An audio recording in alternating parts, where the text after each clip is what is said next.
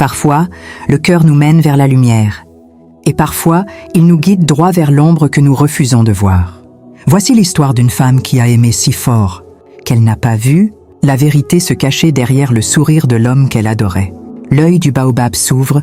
Écoute bien. Avant de commencer, n'oublie pas de t'abonner et de liker la vidéo pour soutenir les histoires du continent. On commence. Il y a des blessures qui ne saignent plus, mais qui continuent de brûler. Depuis 7 ans, Salma vivait avec une absence qui pesait plus lourd que toutes les présences du monde. Celle de son père. Son père n'était pas n'importe qui pour elle. Il était son repère, son mur, sa lumière. Un homme honnête, respecté, aimé de tous. Le genre de père dont la voix calme suffisait à faire taire les tempêtes intérieures. Et un jour, il était parti. Brutalement. Sans au revoir. Sans explication claire. Juste un accident, disait-on. Un accident étrange, entouré de murmures et de choses que personne n'osait dire. Salma avait cherché la vérité. Au début, avec rage, avec douleur, avec illusion. Puis, voyant les silences dans les regards, les phrases interrompues, les mains qui tremblaient quand elle posait des questions. Elle avait abandonné. Pas parce qu'elle ne voulait plus savoir, mais parce que la vérité semblait vouloir rester cachée.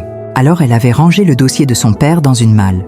Elle avait rangé sa douleur dans son cœur. Et elle avait rangé sa colère dans son silence. Elle avait appris à vivre avec un trou dans l'âme. Et puis il y avait eu Idriss, l'homme qui avait fait sourire Salma alors qu'elle croyait son cœur incapable de sourire à nouveau. Un homme cultivé, patient, doux, équilibré. Il parlait peu, mais ses mots avaient du poids.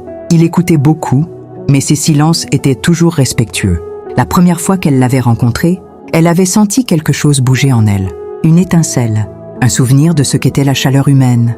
Un rappel qu'elle n'était pas faite uniquement pour survivre, mais aussi pour aimer. Idriss l'avait approchée avec calme, sans brusquerie, sans promesse trop grande, juste avec cette gentillesse rare qui donne confiance. Avec lui, Salma avait commencé à guérir.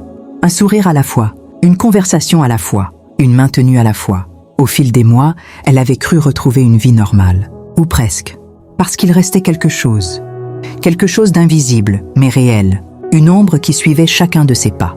Idriss n'avait jamais posé de questions sur son père, comme si ce sujet n'existait pas, comme si cette partie de sa vie